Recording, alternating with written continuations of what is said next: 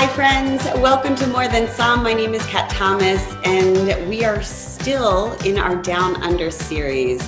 And we have been traveling through the great country of Australia and journeying through 5 different regions with 5 different fabulous and intriguing human beings and finding out what makes them more than the sum of just some of the parts that maybe we've gotten to know about them. So sit back and relax and let us take you away down under.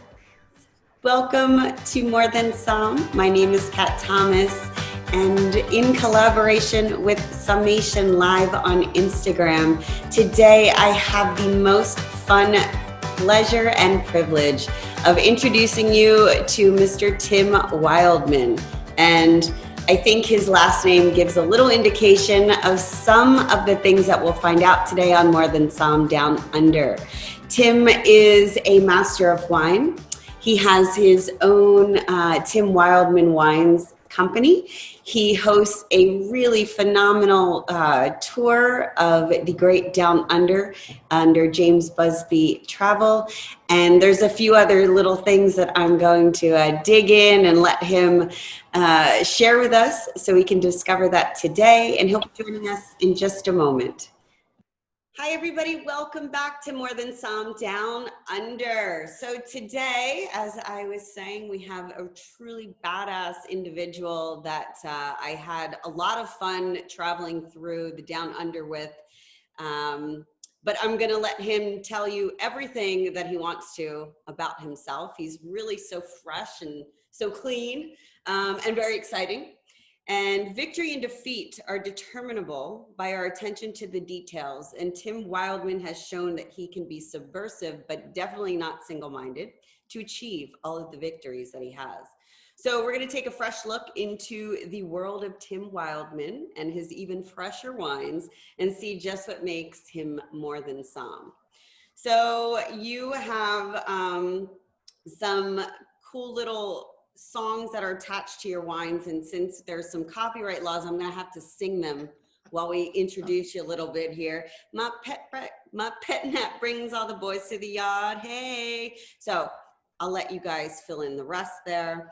But let's just do a rundown of all of your top hits. So Master of Wine, 2008. You host your own Wine Tutor TV for other humans trying to achieve this same certification. So that's amazing. You are a self-taught winemaker.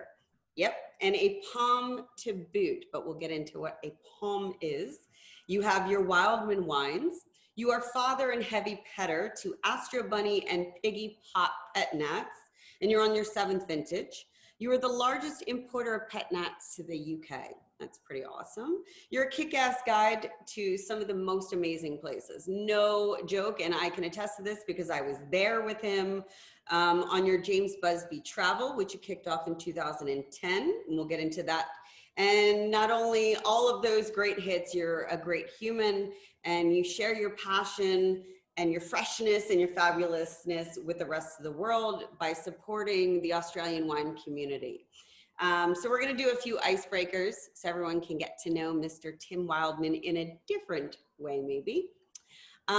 So if you had to pick, would you say you would be a cat, a dog, or another little tiny companion? Hi, Kath. Thanks for having me. This is going to be a lot of fun. That question is so easy to answer because tomorrow I'm going to go and choose a puppy from a litter that was born 4 weeks ago. I am 100% a dog person. So my last dog, little Meg, she went over the Rainbow Bridge 5 years ago. The timing of that meant that that's when I went to live in Australia for 4 years after that. And now I'm back in the UK. It's time to get myself a dog. So I'm getting a Hungarian wire-haired Vizsla. Whoa. You'll have to Google that. Yes. But, have you already picked the name? No, but I saw my 10-year-old niece at the weekend, and she thinks the name should be based on the color of the dog, which is sort of like russet brown. So she started riffing on curry spices, paprika, cumin, ginger. That's pretty clever. I was thinking russet potato, but anyway. Oh, okay, yeah, it's a start. But I actually think not only am I a dog lover and soon to be dog owner again, I actually do sort of think that I have quite a simple, infectious enthusiasm for the here and now, a bit like a sort of dumb Labrador. I don't tend to dwell too much on the past, which I don't think dogs do anyway. Mm-hmm. And I think enough about the future, but probably only in the way that dogs think about where their next meal is coming from. So I am doggy in the sense that I kind of live in the moment, and I'm possibly annoyingly enthusiastic and chase after balls. That's awesome. All right. Vinyl or digital recordings? Oh, this is very important. Vinyl, 100%. In fact, one of my lockdown jobs was to complete my Smiths collection, so be a complete completist. So I've always kind of generally had all the Smiths records because I bought them in the 80s. But obviously there's some rare ones and releases that were only made in Germany. So during lockdown I trawled Discogs and spent too much money buying all of those. Digital and analog is really important to me, and has actually become increasingly so because we live in this ridiculously noisy, fast world of tech and social media, and it's not good for us if we spend too much time in it. And my own personal approach has always been that the best way to deal with that is not to shut it off, but to balance it by having as much analog activity in your life as there is digital, and thereby creating a bit of a pushback. So I kind of put all these things into the same basket, I make my own loose leaf tea blend, and I enjoy the ritual of having that in the morning. I grind my own coffee beans and I pour them over a V60 filter. I bake my own bread once a week. I don't do these things I do them as much for the ritual and for the centering and as just that touchy-feely thing as anything else. So there you go. What is your favorite lettuce? Favorite lettuce? That's a really good question. I would have to say the one that's in the fridge. Ah, all right. Another here and there. Yeah, I don't. My lettuce obsession is it's not there yet. Maybe one day. But yeah, it's the one I have to hand. I'm going to change the world for lettuce lovers. All right. If you were a color, how would others see you? If I was a color? Well, I don't know. That's almost like, is that... Because you're not asking me my favorite color. Nope. So, because that's the sort of, question you get in pop magazines. If I was a color, how do other people see me? Actually, I do know the answer to this, actually, Kat, funnily enough. Because I have always believed I've never understood people who say or claim to know how they are perceived by others. That just boggles my mind. I honestly have never had any idea how I come across to people. I know that, just through my life, I am lucky enough to have attracted a small number of fiercely loyal friends, but I think I've also put a few people off as well. And I don't overthink it, and I think that would be the true answer. No idea. All right. Who do you relate to the most? Han Solo or Batman? Well, when I was young, I thought I was Batman, which I think is just that sort of teenage. Batman was quite useful in trying to balance those questions of identity when you're growing up. Like, I feel something inside, but I have to behave in a certain way. And Bruce Wayne's dual personality I found quite actually helpful. And I became adept as a teenager at drawing the Batman symbol. I can still do it in about 2 seconds now. But it's got to be Han Solo. I saw Star Wars in the cinema when I was 7 years old. So I'm 50 years old this year. So Star Wars came out in 1977. I went to the cinema to see it, and it blew my tiny mind. And I've been a Star Wars fan ever since. yeah, no one is more charismatic and cool than Harrison Ford as Han Solo. And a lot of the good one-liners in particularly The Empire Strikes Back were ad-libbed, because as Harrison Ford said to George Lucas, George, you can write this crap, but we can't say it. So they went off script a lot. See, this is great. We're learning so much more than we ever imagined. If you had to, truth or dare? Oh, definitely dare. Yeah, I think I've lived my whole life setting myself dares. I think the truth is actually quite a dangerous thing. I've always been a great believer in it's better to be kind than honest. I think we're done here. All right, we're good. We finished the interview. And we'll get into this very soon, but I heard a rumor that you started your Astro Bunny on a dare. So we'll kind of discuss that a little further. So the Japanese have a word that describes achieving happiness through a daily habit every day. They call it the soon. So do you have a soon? And you kind of gave us a few that you like to do already, but is there something else that you do every day nonstop to achieve your own personal happiness? That's a really good question. I think what I referred to before about the sort of, your analog life plays a lot into it. I think, you see, I would actually take issue with the word happiness anyway. I think happiness is massively overrated. Isn't they say that, happiness is what you feel, but contentment is what you, should strive for.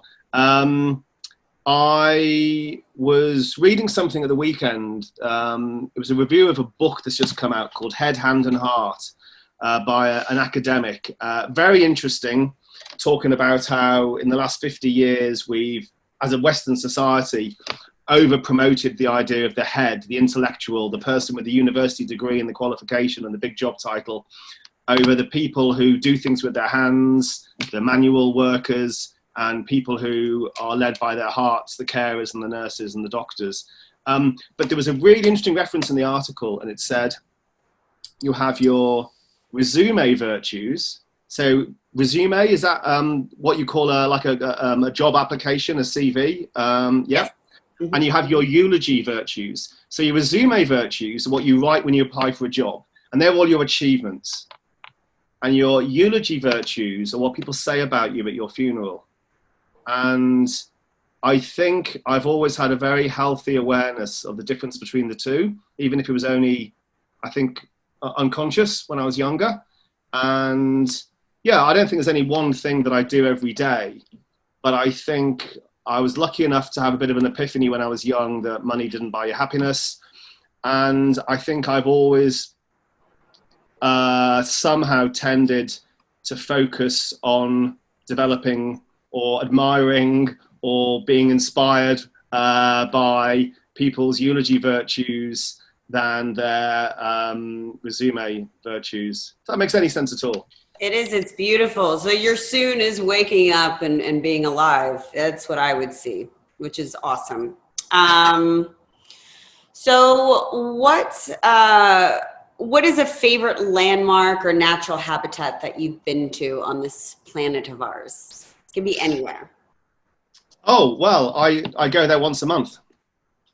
So I live in a town called Brighton on the south coast of England. I'm not from here originally, but I've lived here for 20 years. And we're right on the edge of what's called the South Downs National Park, which is basically a chalk a series of chalk hills. They're not high; they go to about 300 meters.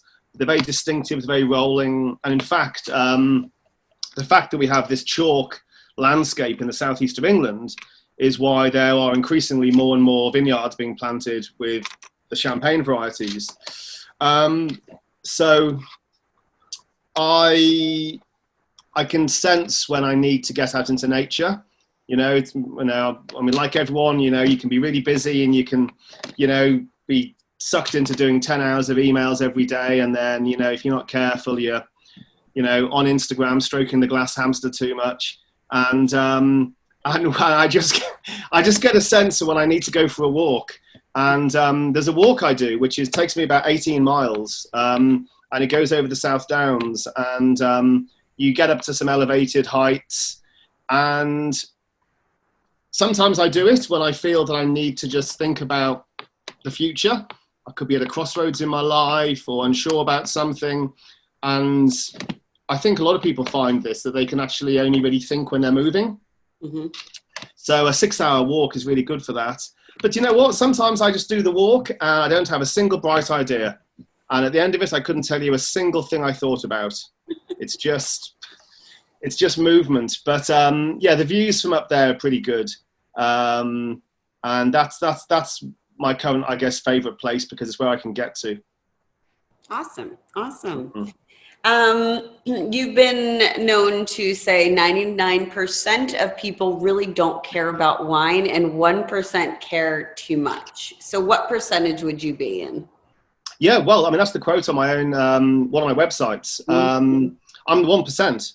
And in fact, so I've been in the wine industry all my life. I did English literature at university and then started working in a wine shop the week before I got my graduation. So all my working life I've been in wine because I just had a vague idea it would be interesting and would lead me to interesting places. And in my 20s, I was very concerned that I found wine magazines really boring to read, and I found people who talked about wine quite dull conversation. I'd rather talk about films and movies and life and philosophy and love and other things. And yeah, I really struggled, you know, when I was trying to learn about wine to you know, at the end of a working day, sit back and think, oh, I'll flip open a copy of Decanter or The Wine Enthusiast now. It just bored me. Mm-hmm. And I felt that was a real weakness and could possibly hinder my future career prospects.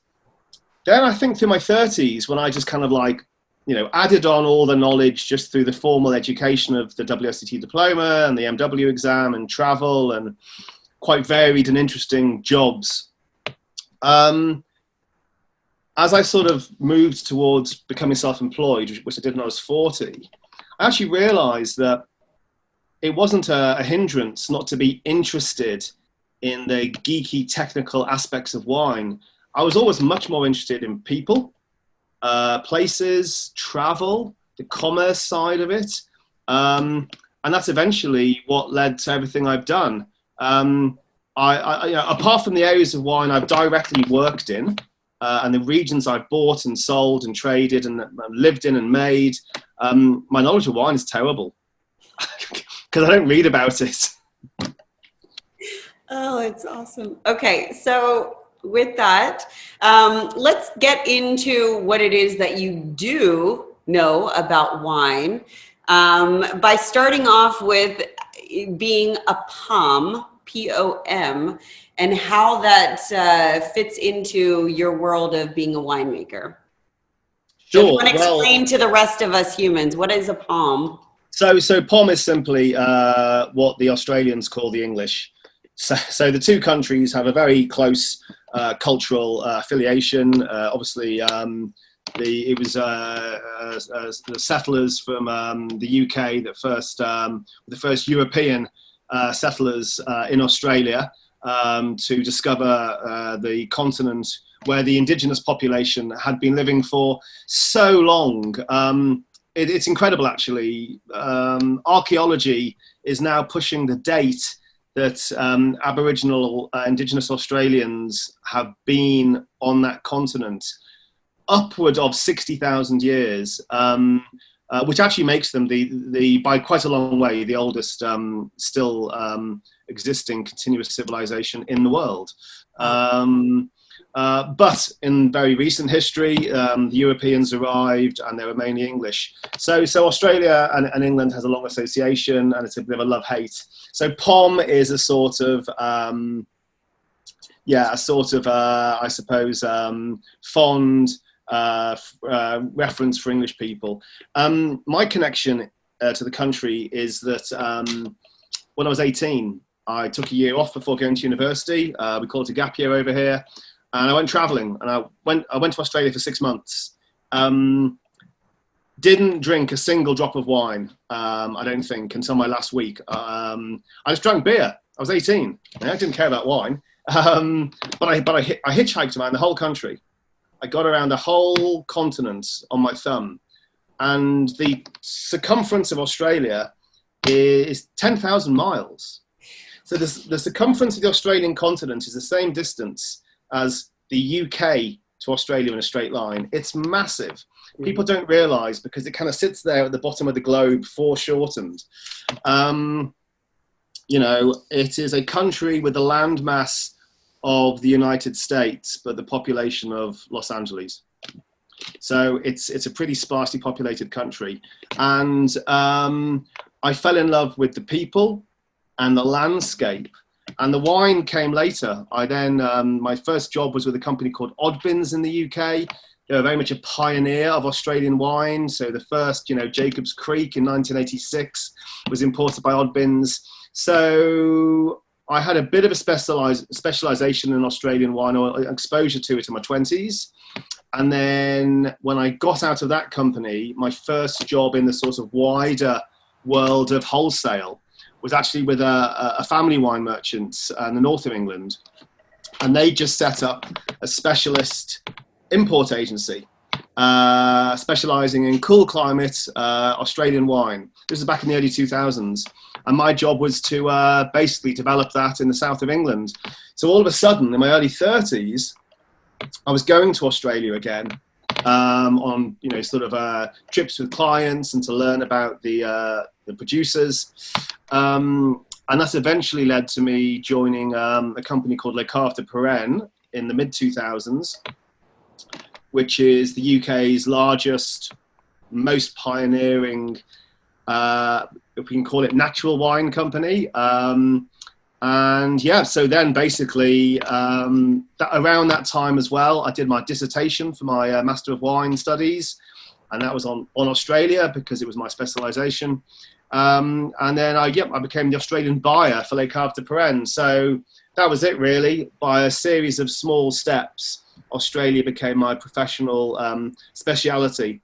So when I eventually became self-employed at the age of 40, it was a logical step to actually move out there and try and do something. Wonderful. And so let's discuss now this freshness that you found throughout that whole experience and became a part of what you share even more so now with your own wines. Yeah, the evolution of Australian wine in the last 20 years has been very interesting, and it's still a work in progress. And in a way, the challenge for Australia was to overcome its huge success. You know, it was massive in the 90s, both in the UK and in the US. And it was very much off the back of, you know, some pretty big wine styles. So at the top end, you had these big Parkerized wine styles. At the bottom end, you had the, you know, now infamous critter labels, you know, the yellowtail and so forth. And so the public perception was of both those things. And the family-owned artisan wineries were kind of squeezed in the middle and got a bit lost. They've always been there, but they were pretty small. So, you know, really, I'll be quite honest with you, for most of my professional life, I didn't actually like that much Australian wine. But I actually thought that as an Australian wine buyer for a natural wine company, that wasn't a bad thing, because it meant that if I only liked 1% of Australian wine, that was going to be pretty good. So back when I started going out as a buyer in the late 2000s, there was still a lot of, you know, very, big styles of wine. So, you know, big alcoholic reds, big oaky Chardonnays. And there was a lot of, and that actually isn't necessarily the main problem. The main problem was just the amount of manipulation and the approach to winemaking. And if you'll let me just digress ever so slightly, I've developed a sort of understanding of this over the years. that I think explains why Australia in particular had to overcome these issues. So first of all, Australia, as I mentioned before, has a very low population. So it's one of the largest New World wine countries that doesn't have access to cheap labor. So, you know, South Africa does, Chile has, California certainly has. Australia doesn't. You know, it doesn't have those vast amounts of, you know, people who'll pick grapes and do manual work. So when the Australian wine industry really boomed in the 90s and the 2000s, it did so off the back of a highly mechanized approach, particularly in the vineyard, which basically means machine harvesting. So with the real few exceptions, the vast majority of Australian wine, much more than any other New World country, has always been machine harvested. Now, in itself, not a bad thing. And increasingly nowadays with modern harvesters, you know, they can be really smart. But, you know, back then it was pretty rough. Now, you overlay that with a second thing, which is the fact that Australia is actually quite badly misplanted. The cool climate areas, they're fine. You know, they've kind of got their game, you know, Chardonnay, Pinot Noir. But you're only talking about really relatively small amounts of, you know, regions. You know, Adelaide Hills in South Australia, Yarra Valley, Mornington Peninsula in Victoria, the area sort of around Melbourne, and Tasmania. The rest of Australia, 90%, is really warm to hot. And 2/3 of Australia's grape plantings are 3 varieties, still to this day: Shiraz, Cabernet Sauvignon, and Chardonnay. Now, if you think about where those varieties are planted in their home country of France, these are not warm to hot varieties, you know. Chardonnay, Burgundy, definitely not. Bordeaux, no. And even, you know, Shiraz, Syrah, winemakers in the northern Rhone would consider themselves a cool climate compared to Châteauneuf-du-Pape. So I'll land the plane now. So you've got 2/3 of plantings of what would be really grape varieties suited to a moderate to cool climate, planted in warm to hot climates. Therefore, they're dropping their acid in the vineyard and they're coming into the winery, and they need to be acid adjusted at a minimum. Added to the fact they're nearly all being machine harvested, so they're being bashed around.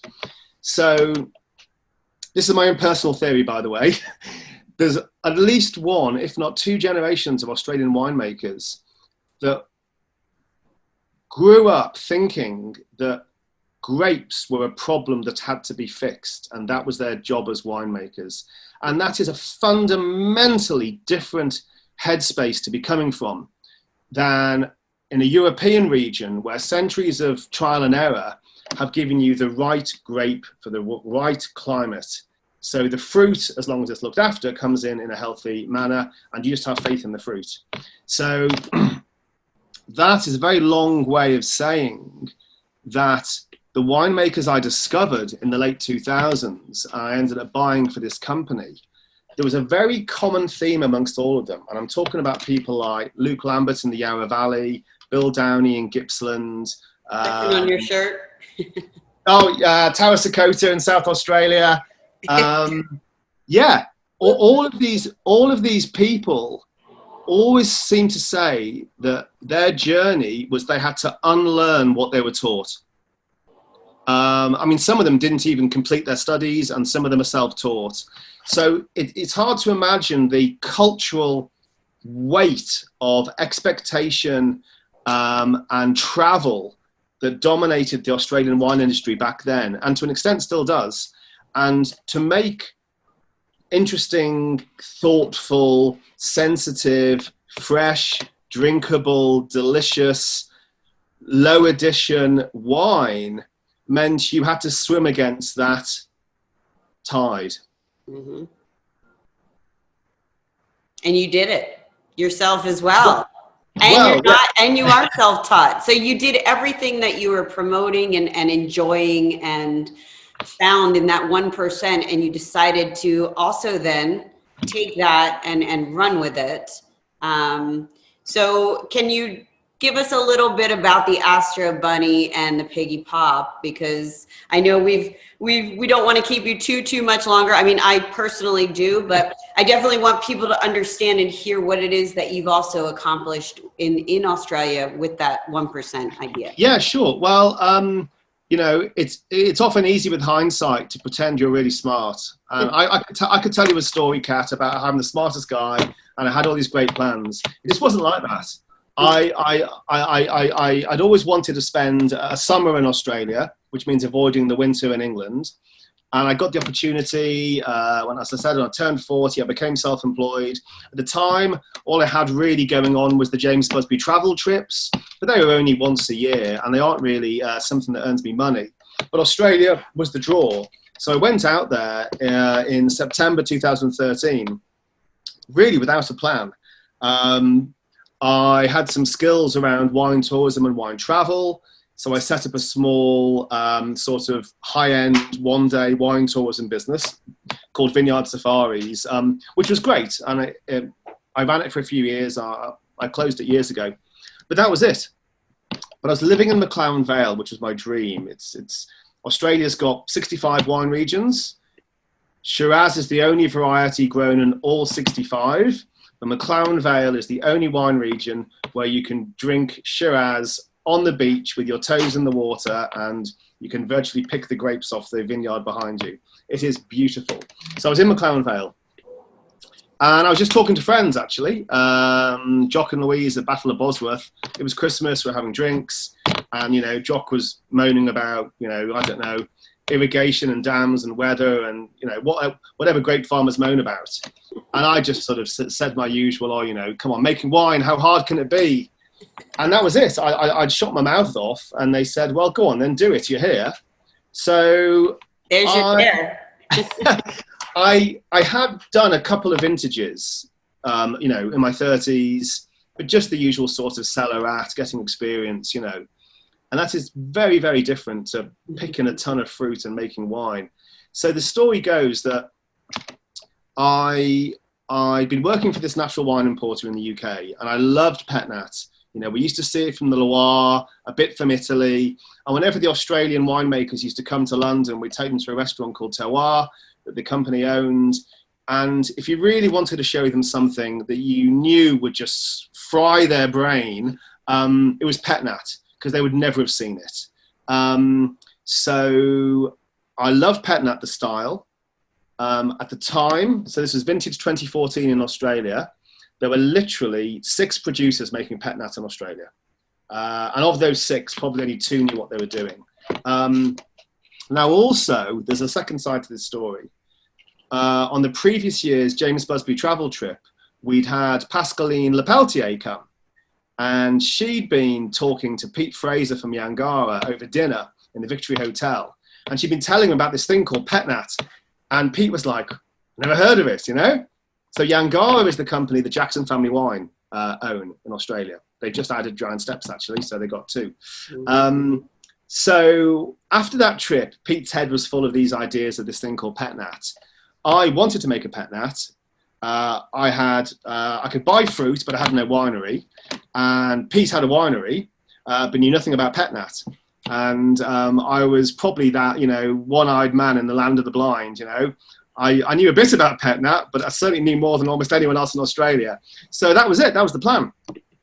I bought a ton of Grenache and I made it in the first vintage at Yangara. And that turned into 600 bottles. And the reason was really, one, I did like the style. And I think that is so important, you know. It's a phrase that's so much repeated, it becomes a cliche that, you know, winemakers say, oh, well, you know, you have to make the style of wine you love, and because if we don't sell it, we can always drink it. But I think particularly in the sort of, you know, more lo-fi, natural wine scene, it's really true, because often you are living or based in an area where you're surrounded by a sea of wine that you just can't get on with, and you make a wine for you to drink at home. So there was that driving it. There was this, what I mentioned before, the overriding weather in the Australian wine industry was highly technical, highly manipulative.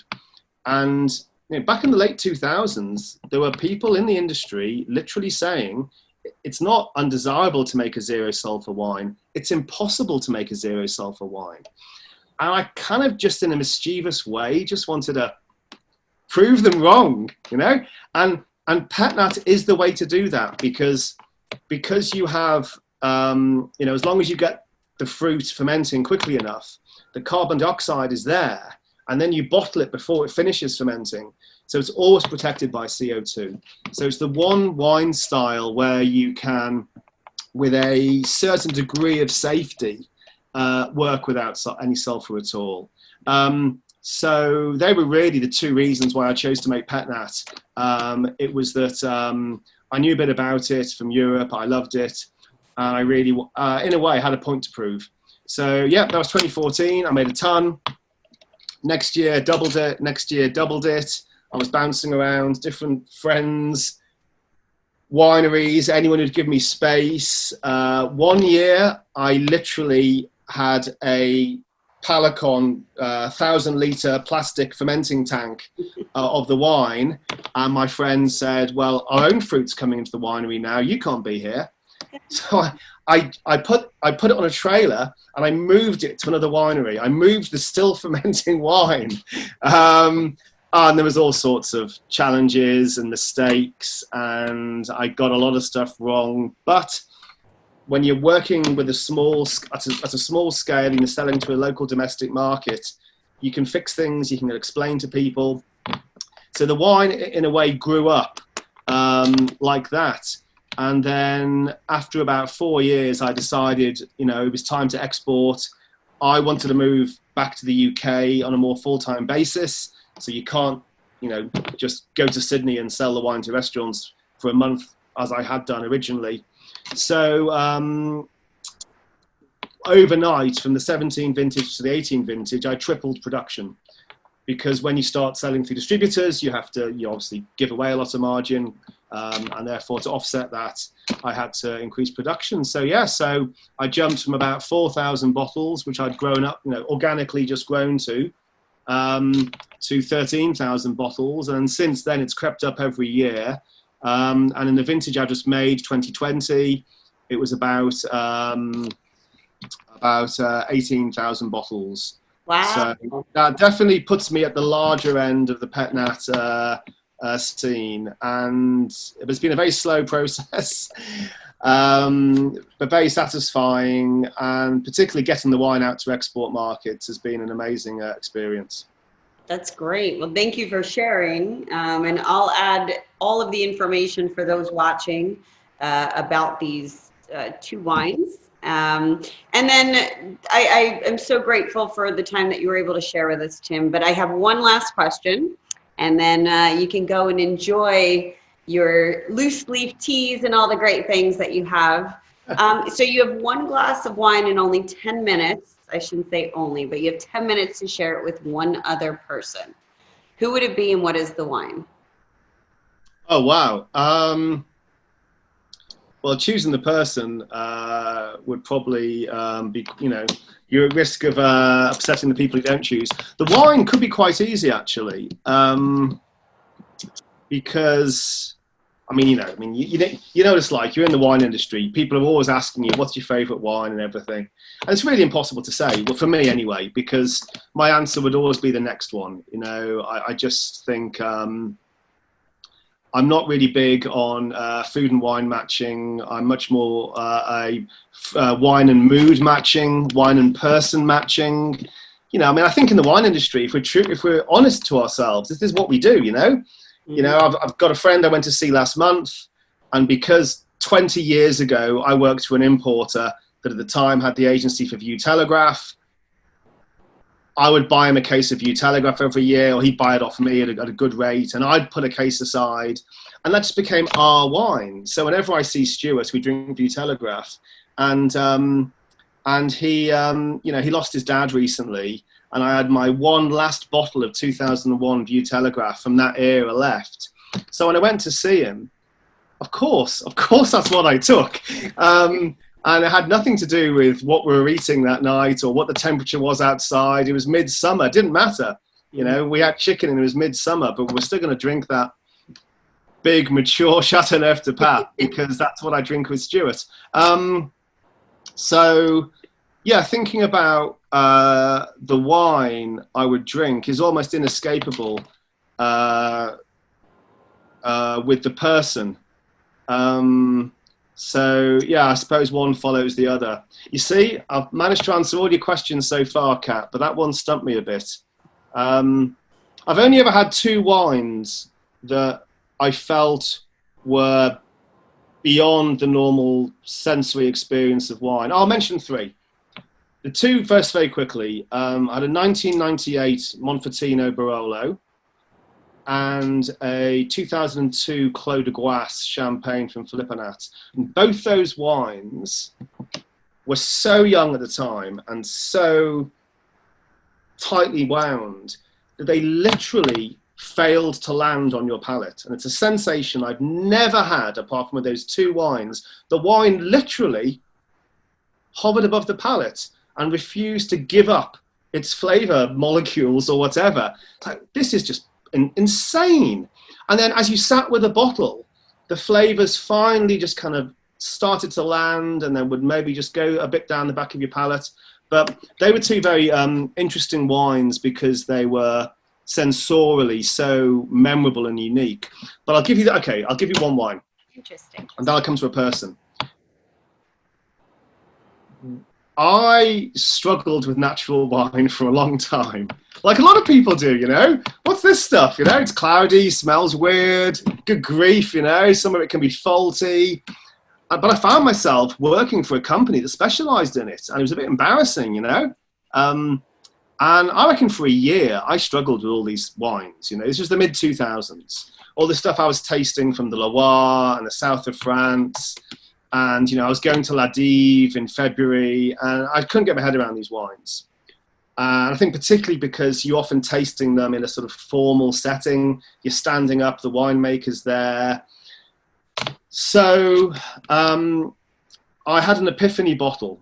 So, yeah, if I'm going to land a plane on this and tell you, this is probably the bottle where my wine life hinged, and the first 15 years chapter closed, and the next 15 years opened up on this one night. So I was living in London at the time. It was winter. I'd been out on the road doing sales calls all day, starving, hungry, got home. And I remember I was more hungry than thirsty. And so I put some pasta on. Like, what's the quickest thing I can cook? I was like, okay, I'll have a glass of wine while I'm cooking the pasta. What have I got? Oh, good grief. I've got nothing. All I've got is this flipping trade sample in the fridge of Sebastian Rifo Sancerre. Bloody Sancerre doesn't even look like Sancerre. You know, cloudy Sancerre.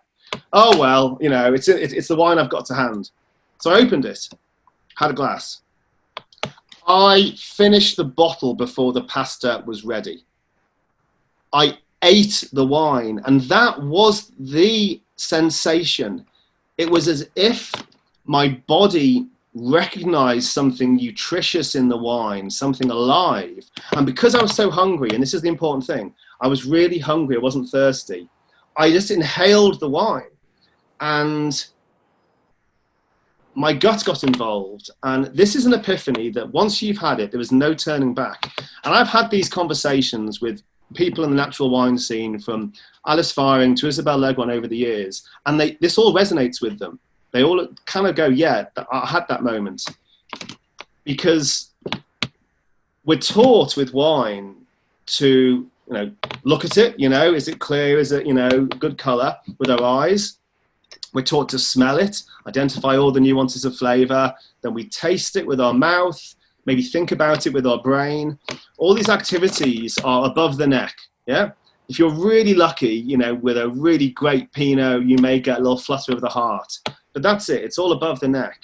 But with that Sebastian Rifo Sancerre, that night, my gut bacteria got involved. And we all know, you know, how important the gut is these days. And when your stomach starts getting involved in your wine drinking decisions, the whole universe changes. It's just like a Matrix, you know, red pill moment. And there's no going back. and you just do everything from then. You look at a wine list, you look at what's, you know, on your your shelf in your kitchen, you think about what you want, and your gut is telling you what to drink. And that's how you start judging wine. And I still love flavor wines. You know, there's some nights all I want is just a really flamboyant New Zealand Sauvignon Blanc, you know, but it's probably in the same way that I want to, you know, squeeze, you know, a lemon onto my food. I just want the flavor. But the wines I like to drink are the wines where my stomach recognizes something nutritious. Doesn't necessarily have to be wines that are made with 0 sulfur, but I think there's definitely something about low additions, less manipulation, great quality fruit that makes the wine alive still. And your body recognizes that. And we know that our body tells us. Our body is so good at telling us, you know, what we need to eat and what vitamins we're, you know, short on, and when we need to go for a walk, you know, to clear our heads. And yeah, once your gut gets involved, then there's no going back. So yeah, Sebastian Rifo Sonso would be the wine, and I'd like to drink it with you, Kat. How's that? I love it. We're having such good fun, and it's so was good to see you. And I miss all my friends overseas. Yes, that was honestly the most moving and beautiful description of natural wine, and it's, you know, excuse the pun, but it's most raw sensibility. And I appreciate it. I'm pretty sure everyone else watching will just fall in love, not only with the wine, but you.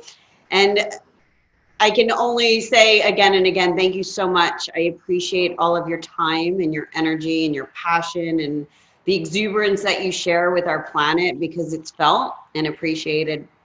I will make sure to put all of your information here if anybody else wants to reach out and bug you as I have. But again, everybody, this is Tim Wildman, Astro Bunny and Piggy Pop, James Busby Travel. He's a master of wine. He has Wine Tutor TV. And as you've just heard, he's an amazing, badass human being. So Tim, thank you so much for all that you've offered us today. Is there anything else that you want to share with our listeners? Well, no, thank you for doing this and just supporting the community and keeping the positivity rolling. That is exactly what you excel at, Kat. So keep it positive, and just be aware that my Instagram feed will be full of puppy spam for months to come. Good. I hope that's okay. No wine, only puppies. Thank you so much, Tim.